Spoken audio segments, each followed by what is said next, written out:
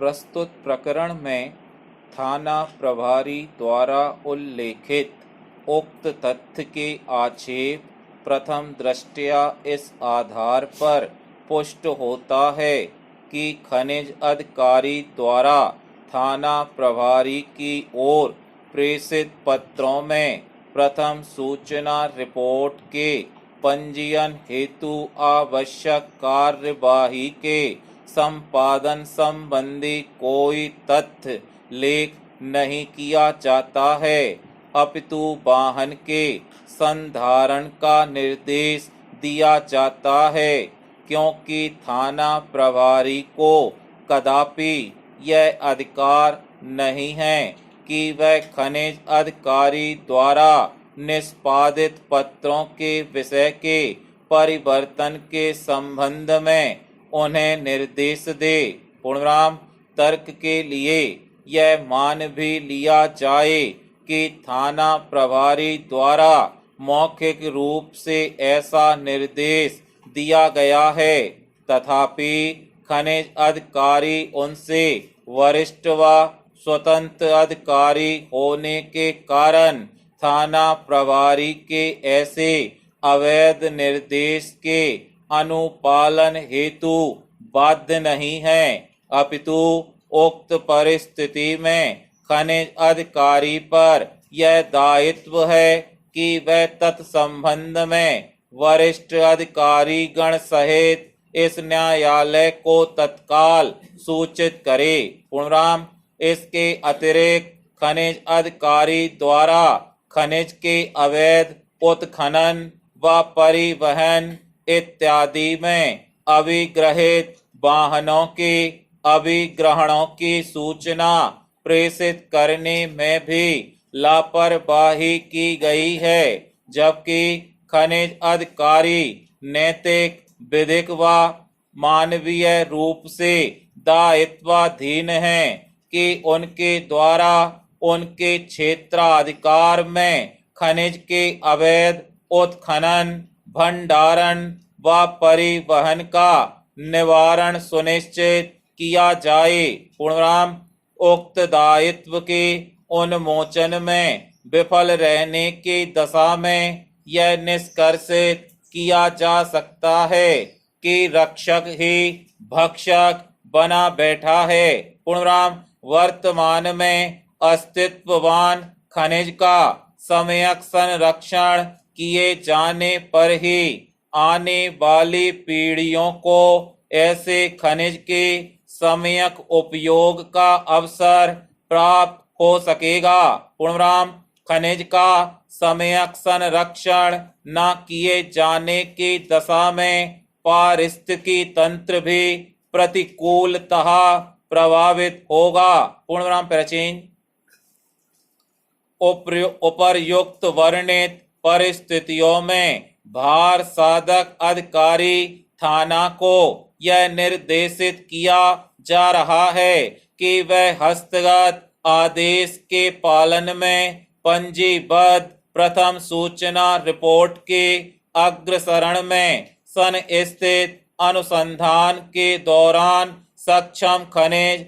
अधिकारी, खनिज निरीक्षक एवं अन्य लिप्त व्यक्तियों की भूमिका व आपराधिक आशय इत्यादि के संबंध में भी आवश्यक कार्यवाही संपादित करे। पूर्णराम कलेक्टर महोदय से यह अपेक्षा है कि वह खनिज अपराध के संबंध में यह सुनिश्चित करें कि उक्त प्रकरणों में राजस्थान खनिज अधिनियम 1966 के नियम 53, राजस्थान अवैध खनिज नियम 2019 के नियम 20 के अधीन प्रशमन किया गया है अथवा नहीं। पूर्णराम आगे यह भी सुनिश्चित करें कि प्रशमन न होने की दशा में सक्षम न्यायालय के समक्ष सक्षम अधिकारी द्वारा खनिज अपराध के संबंध में परिवाद पत्र प्रस्तुत किया गया है अथवा नहीं। पूर्णराम स्टॉप।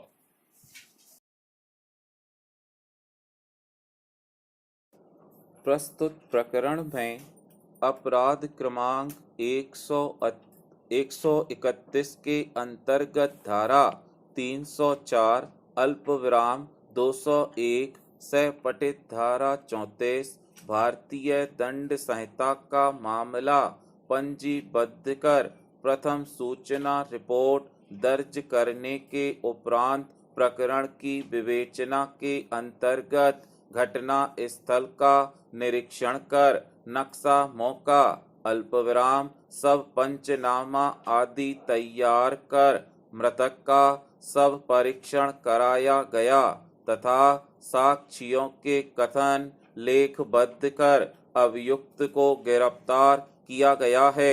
पूर्णविराम घटना स्थल का नक्शा मौका पंचनामा बनाकर अनुसंधान पूर्ण किया गया।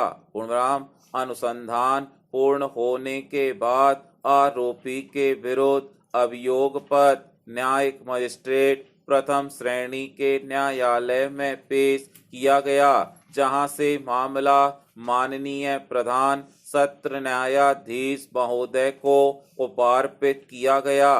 पूर्णविराम तत्पश्चात माननीय प्रधान सत्र न्यायालय के आदेश दिनांक से द्वितीय अपर सत्र न्यायाधीश के न्यायालय में तथा आदेश दिनांक से यह प्रकरण इस न्यायालय को विधिवत विचारण एवं निराकरण हेतु अंतरित किया गया है। पूर्णविराम प्रचेन आरोपी गण के विरोध अंतर्गत धारा 302 भाग 2 धारा 201 भारतीय दंड विधान के आरोप विरचित कर उन्हें सुनाए व समझाए जाने पर उनके द्वारा स्वयं को निर्दोष होना बताया गया तथा अपराध अस्वीकार कर प्रकरण में विचारण चाहा गया है। पूर्णविराम अभियोजन पक्ष द्वारा मामले को प्रमाणित कराने बाबत साक्ष्य के दौरान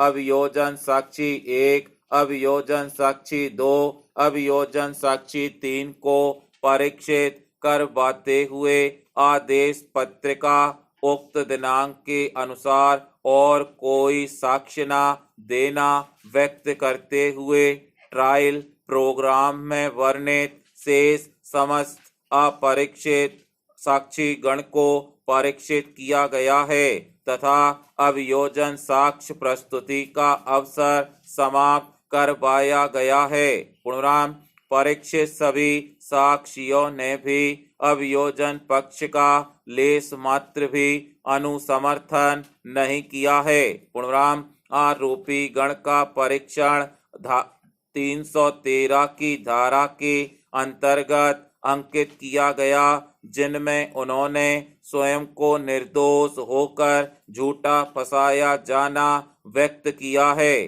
पूर्णविराम दोनों मृतकों की रिपोर्ट पत्रावली पर पेश है, जिसके अनुसार दोनों की ही मृत्यु करंट लगने के कारण सब परीक्षण उक्त दिनांक से 48 से 60 घंटे पूर्व हुई थी। पूर्णविराम अभियोजन पक्ष द्वारा रिपोर्ट को प्रमाणित कराने के दौरान परीक्षित नहीं कराया है, परंतु जहां उपरोक्त परीक्षित सभी साक्षियों ने यह बताया है कि मृत्यु उक्त दिनांक को रात करीबन 9 बजे हो गई थी, वहीं इस तथ्य को स्वयं बचाव पक्ष ने विवादित नहीं किया है। पूर्णविराम सब परीक्षण रिपोर्ट से भी मृत्यु वर्णित घटना समय पर हो सकना संभव है। पूर्णविराम प्रकरण में प्रत्यक्ष साक्ष्य का पूर्ण अभाव है।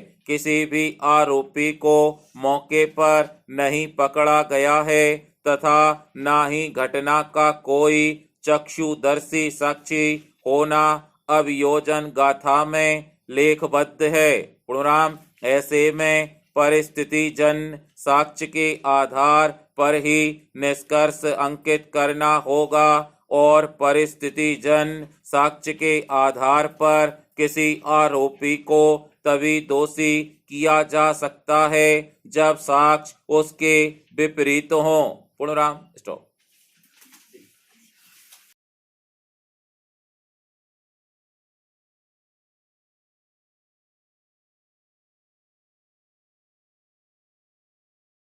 प्रस्तुत पुनरीक्षण याचिका इस आधार पर प्रस्तुत की गई है कि प्रत्यर्थी का आदेश विधि के विपरीत है।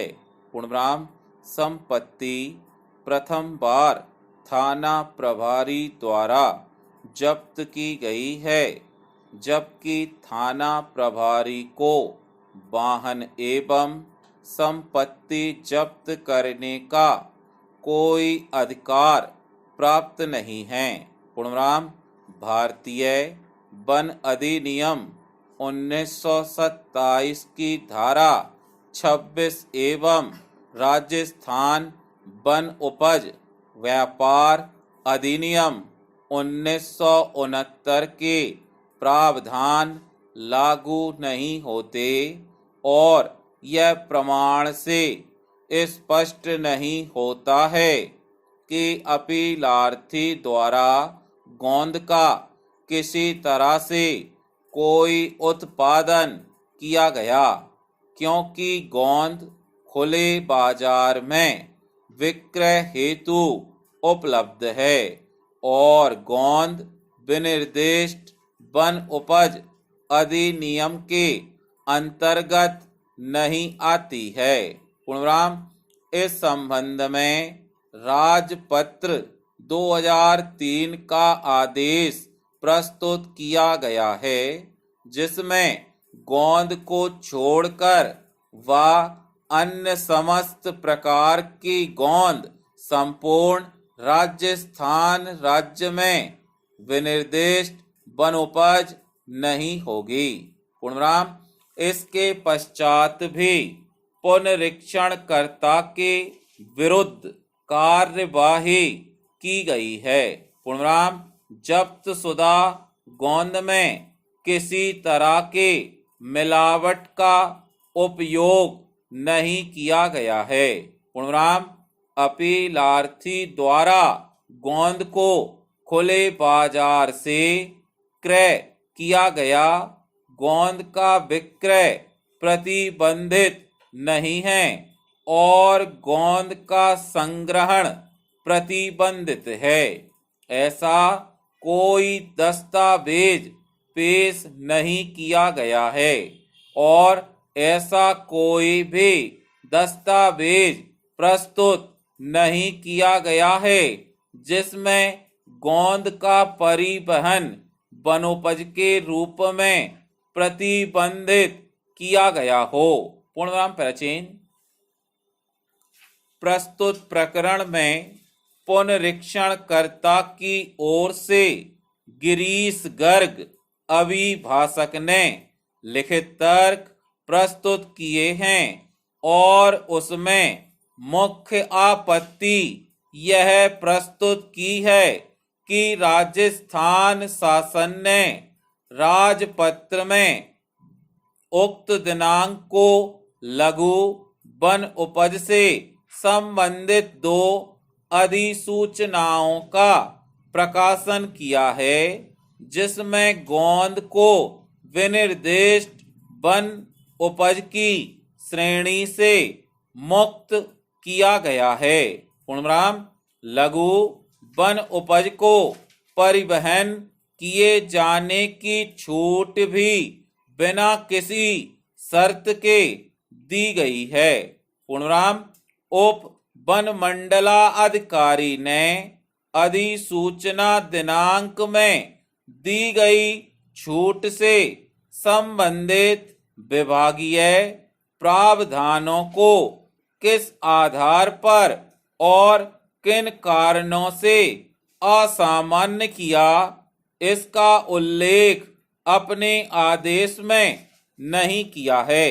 पूर्णविराम यह भी तर्क किया गया है कि पुनरीक्षणकर्ता लघु वन उपज गोंद का व्यापारी है और उसने गोंद को उचित मूल्य का भुगतान कर क्रय किया है और शासन के द्वारा राजस्थान वनोपज अधिनियम 1969 की धारा 1 व 2 के अनुसार गोंद के निबंधन हेतु राज्य शासन द्वारा कोई भी अधिसूचना जारी नहीं की गई है। पूर्णविराम। ऐसी स्थिति में गोंद के क्रय और परिवहन पर किसी प्रकार का निबंधन किया जाना पूर्णतः विधि विरुद्ध है और गोंद में केमिकल का उपयोग हुआ या नहीं हुआ और केमिकल से वृक्षों को नुकसान हुआ या नहीं, यह सभी दांडिक प्रकरण में निराकरण होगा। पूर्णविराम। स्टॉप। प्रस्तुत प्रकरण में प्रश्नगत परिवाद पत्र परिवादी के द्वारा प्रस्तावित अभियुक्त गण के विरुद्ध भारतीय दंड संहिता की धारा 302 के अंतर्गत प्रस्तुत किया गया है। पूर्णविराम।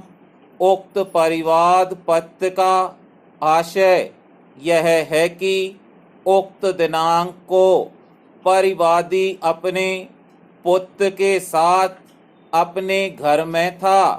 अल्पविराम दोपहर लगभग 11 बजे प्रस्तावित अभियुक्तगण उसके घर आए और उसके पुत्र को अपने साथ ले गए।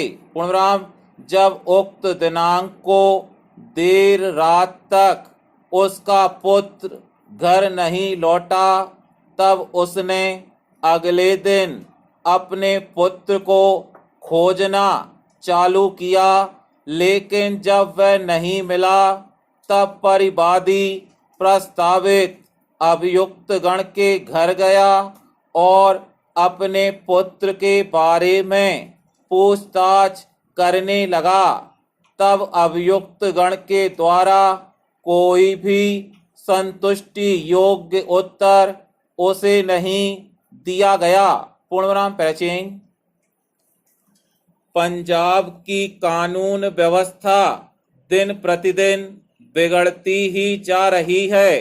पूर्णविराम।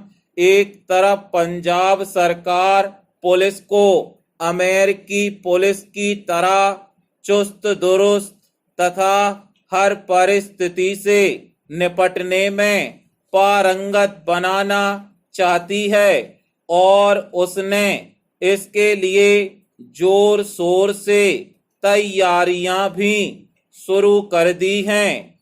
वहीं दूसरी तरफ पुलिस विभाग में ऐसे कर्मचारी भी हैं जिनके परिजन ही कानून व्यवस्था को बिगाड़ रहे हैं। पूर्णविराम। गत दिवस अमृतसर में भारत पाकिस्तान की सीमा से सटे गांवों में 4 तस्करों को पकड़ने में पुलिस को चने चबाने पड़े। पूर्णविराम। इसके बावजूद 2 तस्कर भागने में सफल रहे। पूर्णविराम। जो 2 तस्कर पकड़े गए उनमें से एक का पिता पंजाब पुलिस में है और जिस कार से तस्कर भाग रहे थे उस पर भी पुलिस लिखा हुआ था। पूर्णविराम। इतना ही नहीं, आरोपी की मां को भी नशे की तस्करी में सजा हो चुकी है। पूर्णविराम। निश्चित रूप से यह सब पुलिस की आड़ में चल रहा होगा। पूर्णविराम। यह कोई पहला मामला नहीं है जब किसी बड़े आपराधिक मामले के तार खाकी वर्दी से जुड़े हों। पूर्णविराम। आए दिन किसी न किसी पुलिस कर्मी के अपराध में संलिप्त होने की खबरें प्रकाशित होती रहती हैं। पूर्णविराम। यही कारण है कि देश में अपराधियों के हौसले बढ़ते जा रहे हैं और वे पुलिस से मुकाबला करने में भी नहीं डर रहे हैं। पूर्णविराम। ऐसा नहीं है कि पुलिस देश से अपराधों को खत्म करने के लिए कुछ नहीं कर रही है। पूर्णराम, गत दिवस अपनी जान पर खेल कर ही उसने 2 तस्करों को गिरफ्तार किया, लेकिन कहीं ना कहीं वह भी अपने ही विभाग में मौजूद काली भेड़ों के कारण समस्या का समूल नाश करने में सफल नहीं हो पा रही हैं। पूर्णराम, कुछ आपराधिक चरित्र वाले पुलिस कर्मियों की वजह से समाज में पूरे महकमे को ही संदिग्ध नजरों से देखा जाता है। पूर्णराम, इससे छुटकारा पाने के लिए सरकार व पुलिस प्रशासन को सोचना चाहिए कि वह आपराधिक चरित्र वाले पुलिस कर्मियों के खिलाफ सख्त से सख्त कार्यवाही करे। पूर्णराम, स्टॉप।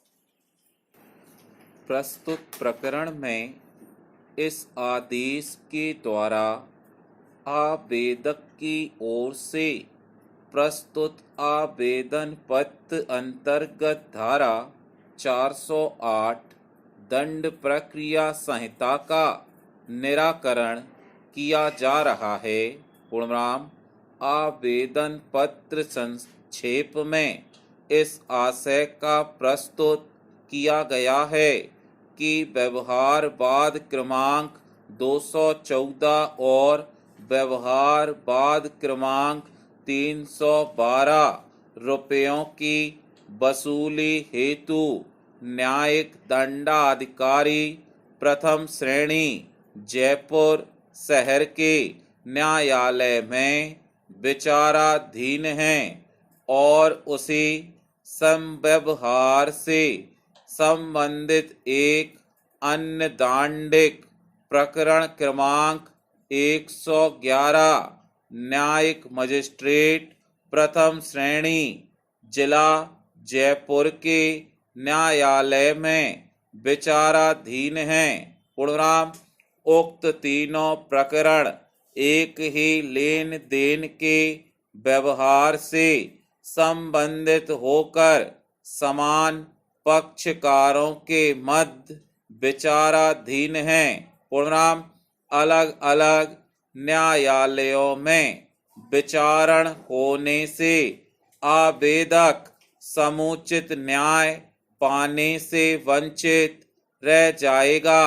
इसलिए उक्त तीनों प्रकरणों का अंतरण किसी एक ही न्यायालय में किया जाना आवश्यक है। पूर्णराम, अनावेदक की ओर से जवाब प्रस्तुत करते हुए आपत्ति की गई है कि उक्त तीनों प्रकरण पृथक पृथक समव्यवहारों से संबंधित हैं। पूर्णराम, दांडिक प्रकरण क्रमांक 111 को अंतरित कराने हेतु पूर्व में आवेदक ने मुख्य न्यायिक मजिस्ट्रेट के समक्ष आवेदन पत्र प्रस्तुत किया था, जो निरस्त किया जा चुका है। पूर्णनाम, आवेदक जानबूझकर प्रकरण के शीघ्र निराकरण को बाधित कर रहा है, इसलिए आवेदन पत्र निरस्त किए जाने योग्य है। पूर्णनाम प्राचीन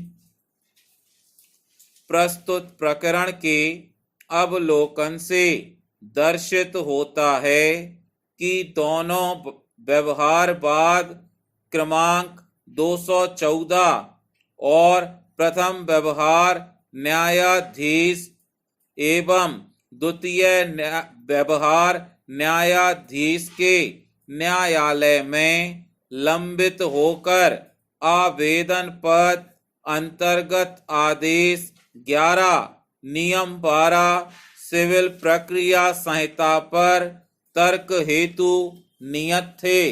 पूर्णराम इसी प्रकार दांडिक प्रकरण क्रमांक 111 न्यायिक मजिस्ट्रेट प्रथम श्रेणी के न्यायालय में वर्ष 2019 से लंबित है। पूर्णराम अनावेदक की ओर से अपने जवाब के साथ प्रस्तुत दस्तावेजों की छाया प्रति के अवलोकन से दर्शित होता है कि आवेदक ने दंड प्रक्रिया संहिता की धारा 410 के अधीन आवेदन पत्र 1 जनवरी को मुख्य न्यायिक मजिस्ट्रेट के समक्ष प्रस्तुत कर उक्त दांडिक प्रकरण को उस न्यायालय में अंतरित करने का निवेदन किया था जिस न्यायालय में दोनों सिविल मामले विचाराधीन थे, जो अदम पैरवी में निरस्त कर दिए गए थे। पूर्णराम चूंकि आवेदक की ओर से दंड प्रक्रिया संहिता की धारा 408 की उपधारा 2 के अधीन आवेदन पत्र प्रस्तुत किया गया है, इसलिए उक्त आवेदन के अंतर्गत सिविल मामलों का अंतरण एक न्यायालय से किसी अन्य न्यायालय में नहीं किया जा सकता है। पूर्णविराम स्टॉप।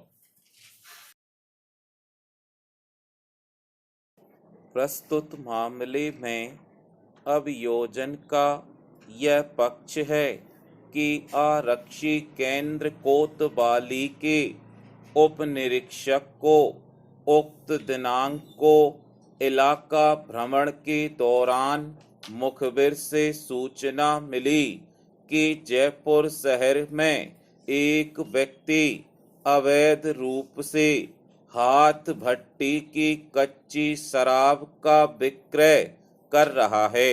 पूर्णराम तब वह मैं फोर्स तथा साक्षी गण के साथ सूचना की तस्दीक हेतु मौके पर पहुंचे तो मौके से एक व्यक्ति अवैध रूप से हाथ भट्टी की कच्ची शराब का विक्रय कर रहा था और मौके से एक व्यक्ति हाथ में शराब की बोतल लेकर छिपने लगा, जिसे हमरा आरक्षक मनोज एवं साक्षियों की मदद से पकड़ा और बोतल को खोलकर चेक किया तो उसमें जहरीली कच्ची हाथ भट्टी की शराब की दुर्गंध आ रही थी। पूर्णराम उस व्यक्ति से नाम पूछने पर उसने अपना नाम गोलू उर्फ सागर बताया। पूर्णराम आवेदक से कच्ची शराब रखने का लाइसेंस चाहा गया तो नहीं होना बताया। तब आवेदक से 5 लीटर कच्ची हाथ भट्टी की शराब जब्त कर जब्ती पंचनामा तैयार किया गया। पूर्णराम आवेदक अभियुक्त को गिरफ्तार किया गया तथा बाद में आवेदक अभियुक्त के विरुद्ध अपराध क्रमांक 152 धारा 34 राजस्थान आबकारी अधिनियम के अंतर्गत अपराध पंजीबद्ध किया गया। पूर्णराम उपरोक्ता अनुसार अभियोजन का यह स्पष्ट पक्ष है कि घटना के दौरान आवेदक कैन में 5 लीटर कच्ची जहरीली शराब अवैध रूप से अपने आधिपत्य में रखे हुए था।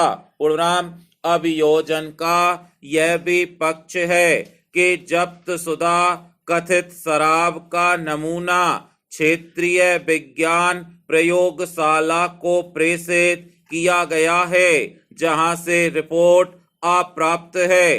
पूर्णनाम अभियोजन के पक्ष अनुसार मुख्य कार्यवाही कर्ता अर्थात सहायक उप निरीक्षक रामदीन ने प्राथमिक जांच के उपरांत भौतिक परीक्षण कर कथित जब्त शुदा शराब को जहरीली होना पाया है। पूर्णनाम यहाँ यह उल्लेखनीय है कि जांच के अंतर्गत भौतिक परीक्षण भी शामिल होता है। पूर्णनाम ऐसी स्थिति में प्रथम दृष्टया यह दर्शित है कि आवेदक के आधिपत्य से जहरीली शराब जब्त हुई है। पूर्णनाम राजस्थान आबकारी अधिनियम की धारा 59 यह उपबंधित करती है कि उक्त अधिनियम की धारा 49 के अधीन दंडनीय किसी अपराध में अभियुक्त को जमानत का लाभ तभी दिया जाएगा जब अभिलेख पर उपलब्ध सामग्री से न्यायालय का यह समाधान हो जाना चाहिए कि यह विश्वास करने के युक्त आधार है कि अभियुक्त ऐसे अपराध का दोषी नहीं है और जमानत पर रहने के दौरान यह संभावना नहीं है कि वह ऐसा कोई अपराध करेगा। पूर्णनाम अतः उपरोक्त तथ्यों एवं प्रकरण की परिस्थिति को देखते हुए विचारोपरांत आवेदक अभियुक्त की ओर से प्रस्तुत आवेदन पत्र अंतर्गत धारा 439 दंड प्रक्रिया संहिता स्वीकार योग्य नहीं होने से निरस्त किया जाता है। पूर्णराम stop. Welcome to Gautam steno. Dictation start होगी 5 सेकंड बाद। सदियों से चली आ रही यह कहावत की अधिकांश झगड़े जर, अल्प विराम जोरू या जमीन के लिए ही होते हैं। अल्प विराम आज भी प्रासंगिक बनी हुई है।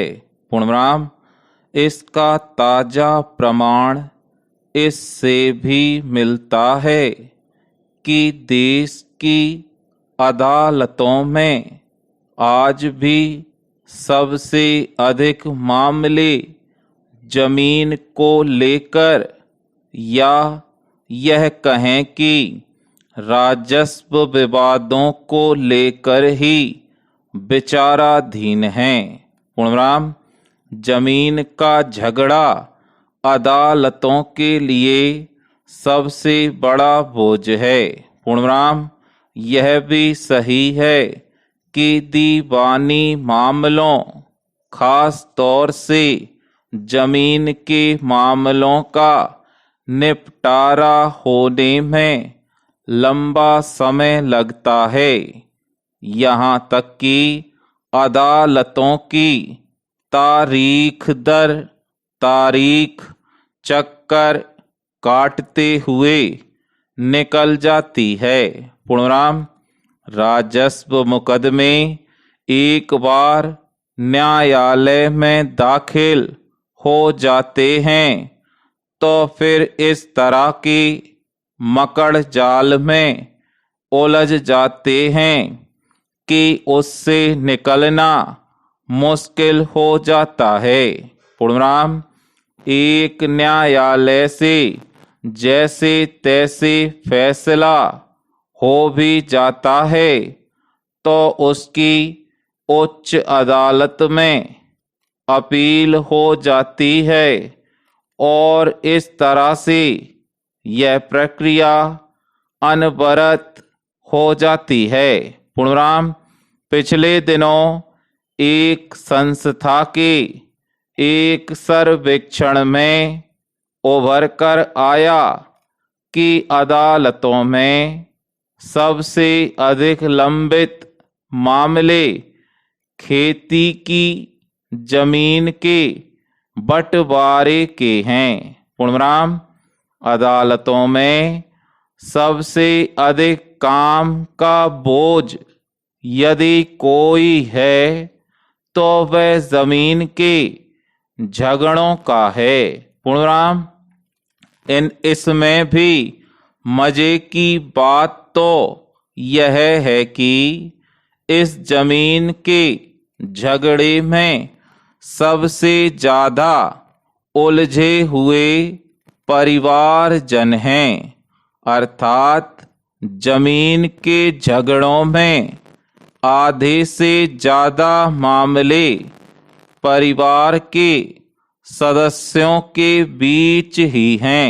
पूर्णविराम, एक तथ्य यह भी उभर कर आया है कि जमीन के झगड़े में सबसे ज्यादा गरीब और पिछड़े हुए लोग फंसे हुए हैं। पूर्णविराम, पर चेंज। न्यायालयों के बढ़ते बोझ को कम करने के लिए न्यायपालिका और कार्यपालिका को साझा प्रयास करने होंगे। पूर्णविराम, एक ओर जहां न्यायाधीशों के रिक्त पदों को भरना होगा, वहीं दूसरी ओर सरकार व विधि आयोग को साझा प्रयास करते हुए प्रकरणों के शीघ्र ही निस्तारण के उपाय खोजने होंगे। पूर्णविराम, विशेषज्ञों का कहना है कि ऐसे मामलों के जल्दी से जल्दी निपटारे के लिए भूमि सुधार कानून की आवश्यकता है।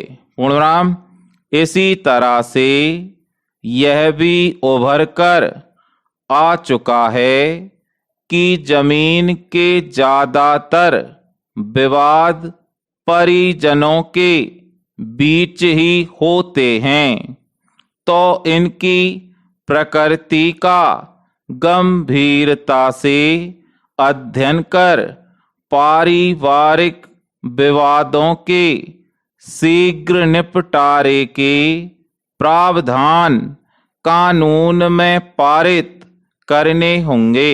पूर्णविराम, पंचायतों के माध्यम से दोनों पक्षों को आमने सामने बैठाकर आपसी तालमेल से सभी प्रकरणों को हल करना होगा। पूर्णविराम, स्टॉप।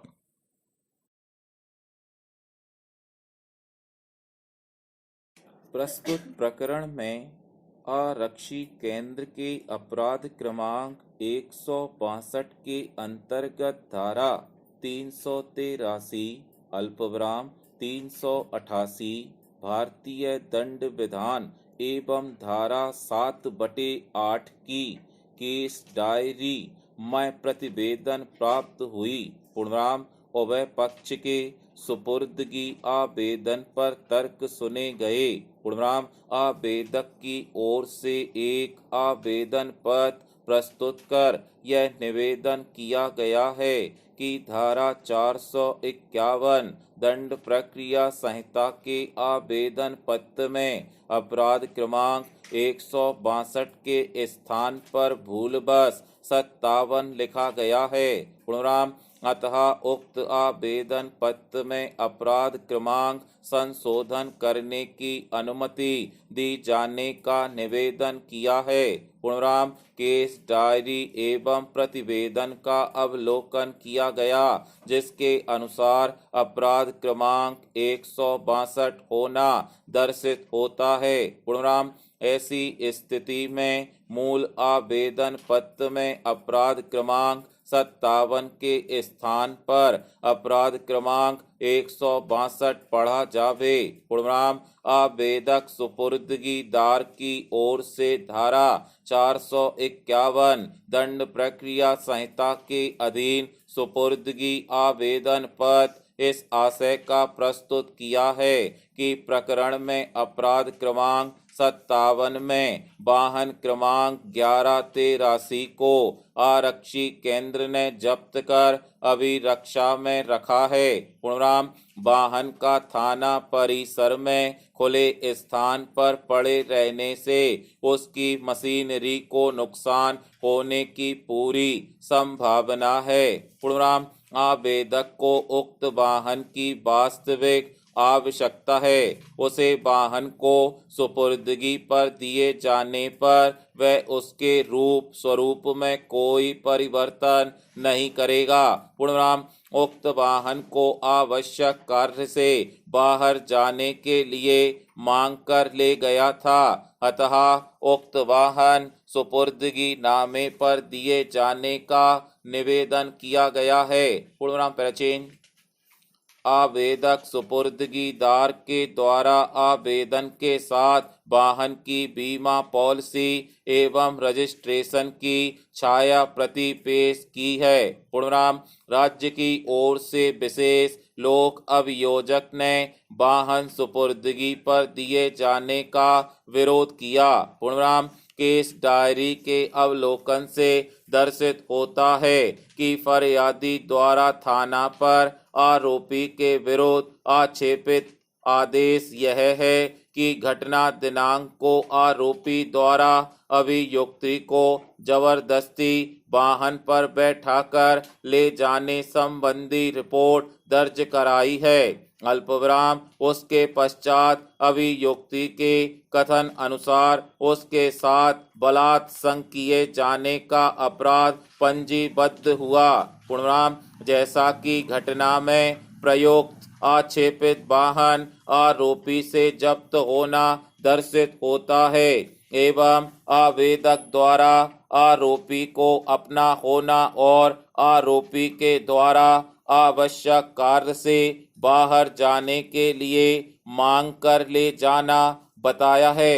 पूर्णविराम वाहन का स्वामी रजिस्ट्रेशन के अनुसार आवेदक होना भी प्रकट होता है। पूर्णविराम तर्क के दौरान आवेदक के द्वारा असल रजिस्ट्रेशन भी प्रस्तुत किया है।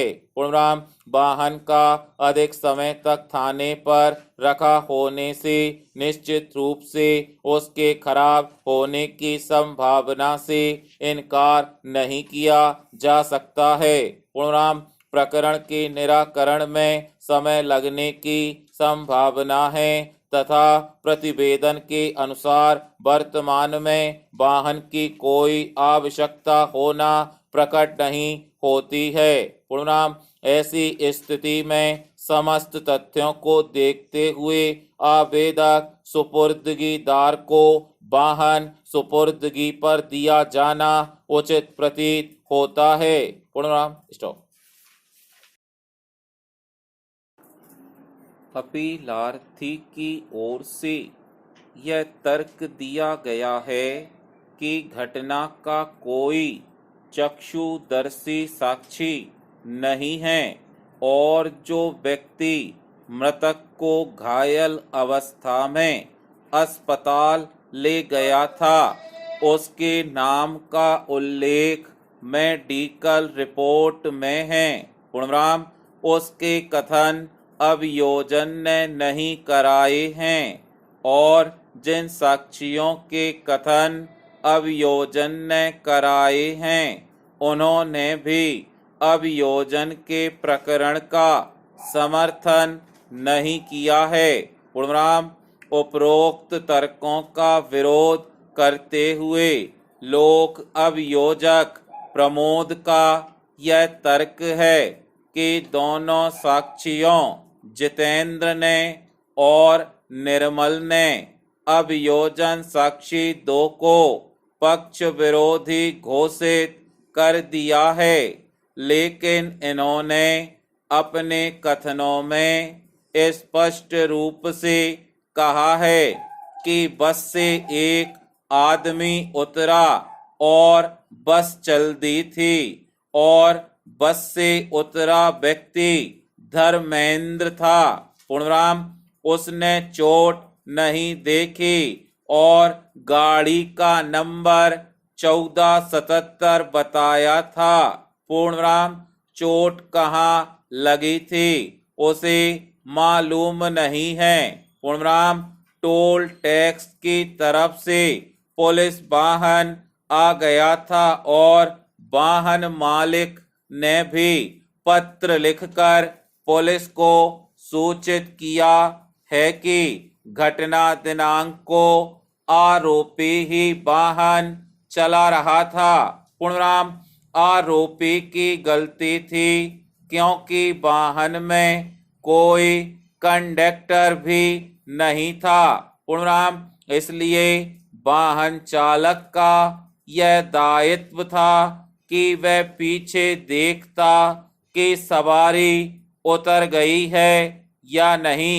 पूर्णविराम बिना उसने देखे वाहन को चलाया, जो कि अपीलार्थी को दोषी ठहराने के लिए पर्याप्त है। पूर्णविराम प्रचेंज प्रकरण का अवलोकन किया गया। अधीनस्थ न्यायालय ने अपने निर्णय के चरण क्रमांक 16 में यह उल्लेख किया है कि घटना लगभग 5 से 6 माह पूर्व की है। पूर्णविराम जितेंद्र अपना वाहन चलाता था। उक्त साक्षी रोड पर उसके वाहन को खड़ा करके पैदल उसके घर की तरफ जा रहा था। तब उसने देखा कि एक सरकारी बस रुकी और फिर आगे चल दी और उसके नीचे एक लड़का दब गया था। उस लड़के के शरीर के आधे हिस्से पर चोट आई थी। पूर्णविराम धर्मेंद्र को टक्कर लगने के बाद उसकी श्वास फूल रही थी और वह बोलने की स्थिति में भी नहीं था। पूर्णविराम इस साक्षी को अभियोजन ने पक्ष विरोधी घोषित कर दिया। उसके उपरांत साक्षी का कहना है कि यह कहना सही है कि जितेंद्र और निर्मल ने उसे बताया था कि वह घटना दिनांक को जब पैदल घर की ओर जा रहा था और मुकेश के घर के आगे जैसे ही पहुंचा तो जयपुर की तरफ से बस के चालक ने बस को अचानक रोका और एकदम से तेज गति व लापरवाही पूर्वक चलाकर टोल टैक्स की तरफ ले गया, जिससे बस से एक व्यक्ति गिर गया। पूर्णविराम जब उसने मौके पर जाकर देखा तो पाया कि गिरा हुआ व्यक्ति उसका छोटा भाई धर्मेंद्र और विनोद था। पूर्णविराम स्टॉप। आवेदक अभियुक्त की ओर से प्रस्तुत धारा 39 दंड प्रक्रिया संहिता के जमानत आवेदन पत्र में अभियुक्त का यह प्रथम जमानत आवेदन पत्र होना बताया है। पूर्णविराम इस आवेदन के अलावा अन्य कोई आवेदन पत्र किसी भी न्यायालय या माननीय उच्च न्यायालय जयपुर में विचाराधीन अथवा निराकृत नहीं होना व्यक्त किया गया है। पूर्णविराम उक्त तथ्य के समर्थन में आवेदक का शपथ पत्र प्रस्तुत किया गया है। पूर्णविराम लोक अभियोजक द्वारा उक्त तथ्य का कोई खंडन नहीं किया गया है। पूर्णविराम माननीय उच्च न्यायालय की सूची में देखे जाने पर भी आवेदक के नाम से उक्त अपराध से संबंधित धारा 439 दंड प्रक्रिया संहिता का कोई जमानत आवेदन पत्र लंबित और निराकृत होना नहीं पाया गया है। पूर्णविराम प्राचीन आवेदक अभियुक्त ने अपने आवेदन पत्र के माध्यम से व्यक्त किया है कि उसके विरुद्ध गांव की पार्टी बंदी के कारण पुलिस थाना द्वारा विरोधियों से मिलकर अपराध क्रमांक 93 के अंतर्गत धारा 25 आयुध अधिनियम गलत रूप से पंजीबद्ध कर लिया गया है। पूर्णविराम आवेदक पूर्णता निर्दोष है, उसका उक्त अपराध से कोई संबंध व सरोकार नहीं है। पूर्णविराम आवेदक मजदूर पेशा व्यक्ति है, आवेदक नवयुवक है। आवेदक को 2-3 दिन पूर्व बुखार आया था। पूर्णविराम प्रकरण में अभियोग पत्र प्रस्तुत किया जा चुका है। प्रकरण के निराकरण में काफी समय लगने की संभावना है। पूर्णविराम आवेदक साक्ष्य को प्रभावित नहीं करेगा तथा न्यायालय द्वारा अधिरोपित सभी शर्तों का पालन करेगा। पूर्णविराम अतः आवेदक अभियुक्त को प्रतिभूति का लाभ दिए जाने का निवेदन किया गया है। पूर्णविराम प्राचीन अनावेदक राज्य की ओर से लोक अभियोजक द्वारा जमानत आवेदन का मौखिक विरोध करते हुए आवेदन को निरस्त किए जाने की प्रार्थना की गई है।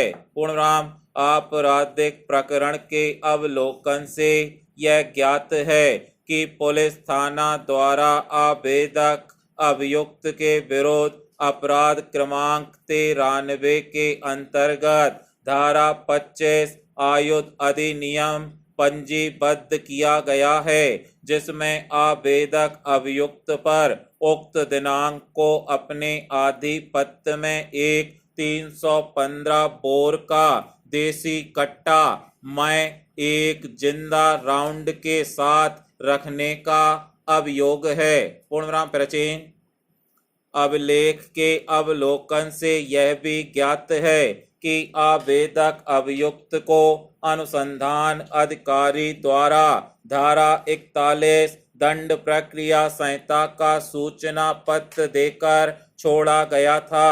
पूर्णविराम अभियोग पत्र प्रस्तुत होने पर आवेदक उक्त दिनांक को न्यायालय के समक्ष उपस्थित हुआ, जहां से उसे न्यायिक अभिरक्षा में भेज दिया गया। पूर्णविराम प्रकरण न्यायिक मजिस्ट्रेट प्रथम श्रेणी द्वारा विचारणीय है, जिसके निराकरण में काफी समय लगने की संभावना से इनकार नहीं किया जा सकता है। पूर्णविराम संपूर्ण विचारण के दौरान आवेदक अभियुक्त को अभिरक्षा में रखा जाना उचित प्रतीत नहीं होता है। पूर्णविराम अतः आवेदक अभियुक्त की ओर से प्रस्तुत प्रतिभूति आवेदन पत्र अंतर्गत धारा 439 दंड प्रक्रिया संहिता स्वीकार कर उसे निम्नलिखित शर्तों पर जमानत प्रतिभूति का लाभ प्रदान किया जाता है। पूर्णविराम स्टॉप। आवेदिका द्वारा अपने आवेदन पत्र में यह व्यक्त किया गया है कि आवेदिका उक्त दिनांक से जिला जेल में बंद है। पूर्णविराम आवेदिका एक अत्यंत वृद्ध महिला है।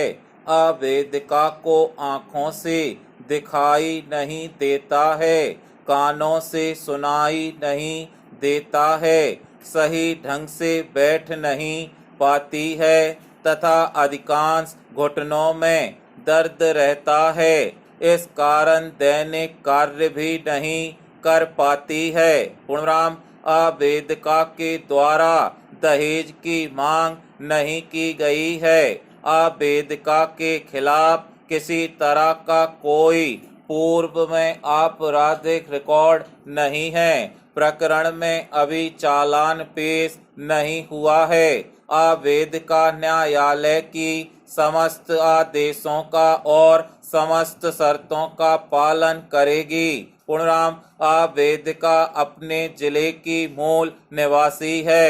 उसकी समस्त चल व अचल संपत्ति अपने जिले में स्थित होने से उसके भागने या फरार होने की कोई संभावना नहीं है। पूर्णराम, अतः आवेदिका आरोपी को जमानत का लाभ देकर जमानत आवेदन पत्र स्वीकार कर उसे जमानत पर छोड़े जाने का आदेश किए जाने का निवेदन किया गया है।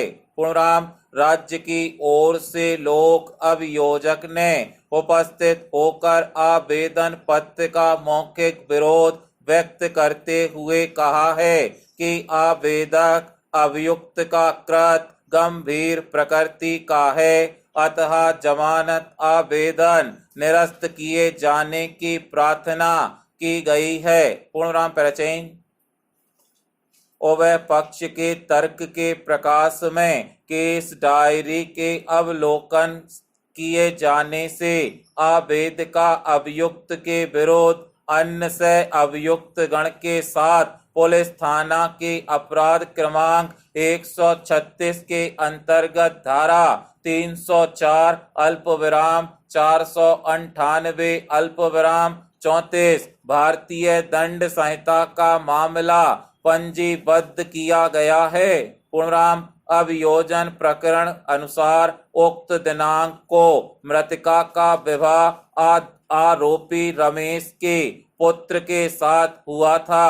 पूर्णराम, उक्त दिनांक को मृतका की फांसी लगाने से मृत्यु होने से देहाती नाल से मर्ग क्रमांक 28 धारा 174 दंड प्रक्रिया संहिता द्वारा पंजीबद्ध कर जांच में लिया गया तथा असल मर्ग क्रमांक 28 कायम कर जांच की गई। पूर्णराम, संपूर्ण मर्ग जांच से पाया गया कि मृतका उसके पति आरोपी से दहेज में पैसे व गाड़ी मांगकर शारीरिक व मानसिक रूप से प्रताड़ित कर मृतका द्वारा फांसी लगाकर संदिग्ध परिस्थिति में मृत्यु होना पाए जाने से उक्त अपराध आवेदिका अभियुक्त एवं अन्य से अभियुक्त गण के विरोध पंजीबद्ध कर विवेचना में लिया गया है।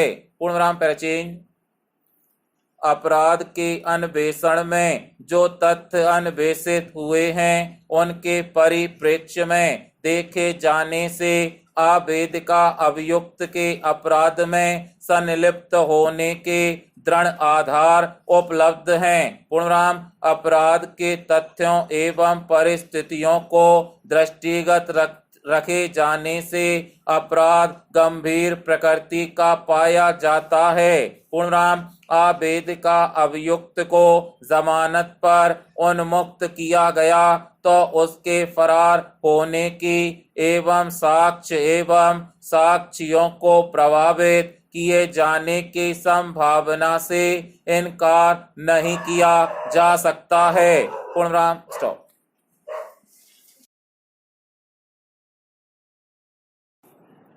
आवेदिका द्वारा प्रस्तुत आवेदन पत्र अंतर्गत धारा 408 दंड प्रक्रिया संहिता जो सत्र प्रकरण क्रमांक 55 अपराध क्रमांक 328 को जिला झालावाड़ में अंतरित किए जाने के संबंध में इस आशय का प्रस्तुत किया गया है कि प्रार्थिया अथवा आवेदिका पर जिन लोगों ने हमला किया था उनके विरुद्ध सत्र न्यायालय में सत्र प्रकरण क्रमांक 55 लंबित है। पूर्णराम, आरोपी गण का पूर्व आपराधिक रिकॉर्ड है।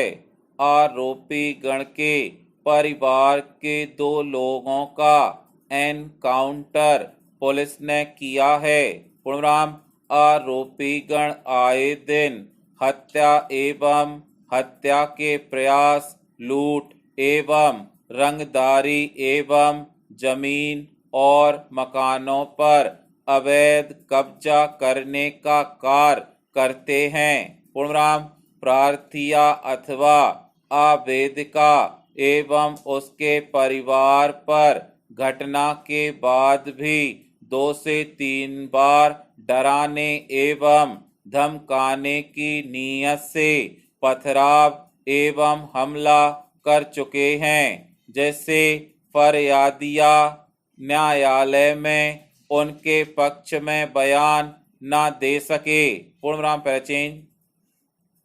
प्रस्तुत मामले में प्रार्थिया अथवा आवेदिका माननीय न्यायालय में अपने कथन देने जाने में असमर्थ है, क्योंकि न्यायालय के बाहर या रास्ते में उसके साथ कोई गंभीर उपहति या गंभीर घटना हो सकती है। पूर्णविराम साक्ष्य हेतु फरियादिया को 3 अवसर प्राप्त हुए हैं, परंतु जान के खतरे को देखते हुए फरियादिया अपने कथन प्रस्तुत करने में असमर्थ महसूस कर रही है। पूर्णविराम इसलिए जिला एवं सत्र न्यायालय से उपरोक्त प्रकरण को अपर जिला एवं सत्र न्यायालय में अंतरित किए जाने की प्रार्थना न्यायालय से की गई है।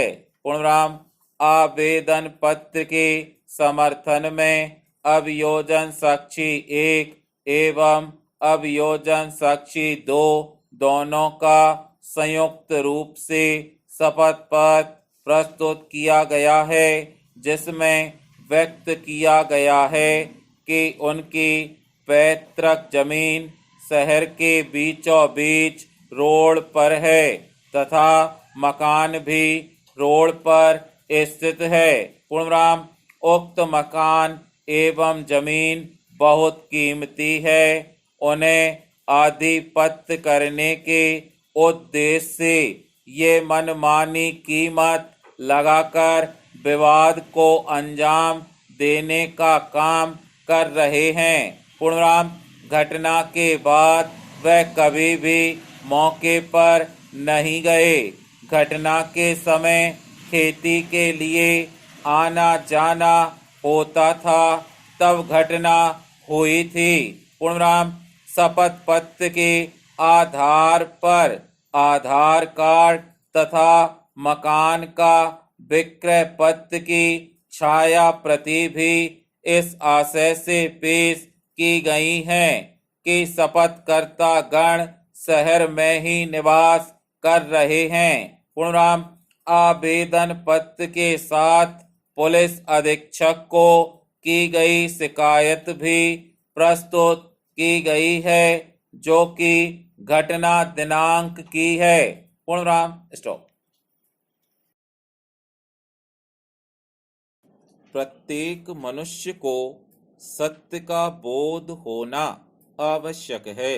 पूर्णविराम इसके अभाव में उसका जीवन मानवता से दूर होकर पशुवत हो जाता है। पूर्णविराम एक पशु का जीवन सिर्फ पेट प्रजनन तक सीमित रहता है। अगर मनुष्य भी इसी तक सीमित रहे तो फिर दुर्लभ मानव तन प्राप्त करने का क्या अर्थ है। जिन्हें सत्य का बोध होता है वे पेट प्रजनन की सीमा तक सीमित नहीं रहते। वे तो मानव जीवन को प्राप्त करने के उद्देश्य को जानने एवं सार्थक करने के प्रयत्न में आत्मिक भाव से जुट जाते हैं। पूर्णविराम यह मानव जीवन क्या है, मैं कौन हूँ, यह जीवन किसने दिया है। मानव उत्तन प्राप्त करने का उद्देश्य है। नाना प्रकार के प्रश्न उसके अंतःकरण में उठने लगते हैं। पूर्णराम, यह संसार क्या है? इस संसार को रचने वाला कौन है? यह संसार सत्य है या संसार को रचने वाला सत्य है? पूर्णराम, मनुष्य का मन इस ऊहापोह की स्थिति में सत्य को जानने के प्रयास में तल्लीन रहता है। पूर्णराम, जब वह इस सत्य की खोज में गहराई की तल में उतरता जाता है तो सम्यक रूप से अंतर्ध्वनि सुनाई देने लगती है। पूर्णराम, मैं शरीर नहीं आत्मा हूँ, परमात्मा का दिव्य अंश हूँ। पूर्णराम, परम पिता ने अपनी इस सुंदर कृति विश्व उद्यान की देखभाल के लिए मुझे माली के रूप में उत्पन्न किया है, लेकिन सत्य के बोध के अभाव में मनुष्य ठीक इसके विपरीत कार्य करता है। पूर्णराम, फिर दुखी, संतप्त, नाटकीय ढंग से जीवन यापन करता है। पूर्णराम, यह जीवन की मुक्ति नहीं अपितु बंधन है। पूर्णराम, इस बंधन से मुक्त होने मोक्ष प्राप्ति के लिए मनुष्य को धर्म के पथ पर चलने का निर्देश होना चाहिए। पूर्णराम, प्रचेन। एक ऐसे समय जब कश्मीर में आतंकवाद अंतिम सांसें लेता दिख रहा है, तब अनंतनाग की घटना सतर्क करने वाली है। पूर्णराम, यह घटना यही बता रही है कि पाकिस्तान समर्थित आतंकी किसी भी तरह कश्मीर को अशांत रखने के लिए हाथ पांव मार रहे हैं। पूर्णराम, इसी कारण वे उन इलाकों में सक्रिय हो रहे हैं जो लंबे समय से उनकी गतिविधियों से मुक्त थे। वे दक्षिण कश्मीर के साथ जम्मू में भी अपनी गतिविधियां बढ़ा रहे हैं। पूर्णराम, इसका पता इससे चलता है कि इस वर्ष अभी तक राजौरी और पुंछ के सीमावर्ती जिलों में लगभग 26 आतंकी मारे जा चुके हैं। पूर्णराम, आतंकी सीमा पार से घुसपैठ के लिए भी नए रास्ते चुन रहे हैं। पूर्णराम, स्पष्ट है कि जम्मू कश्मीर के साथ पंजाब से लगती पाकिस्तान सीमा पर और चौकसी बढ़ाने की आवश्यकता है। पूर्णराम, इसी तरह जम्मू कश्मीर में आतंकियों के दबे छिपे समर्थकों के खिलाफ अभियान भी और तेज किया जाना चाहिए। पूर्णराम, इस पर भी फिर से ध्यान देना होगा कि आतंकियों के सफाये के किसी अभियान में सुरक्षा बलों को क्षति न उठानी पड़े। पूर्णराम, निसंदेह ऐसे अभियान जोखिम भरे होते हैं, लेकिन इस पर और सावधानी बरतनी होगी कि अपने वीर जवानों को खतरों से कैसे बचाया जाए। पूर्णराम, अतीत में आतंक विरोधी कुछ अभियान ऐसे रहे हैं जिनमें आतंकियों का शीघ्र सफाया करने के प्रयत्न में हमारे जवानों को भारी क्षति उठानी पड़ी। पूर्णराम, स्टॉप।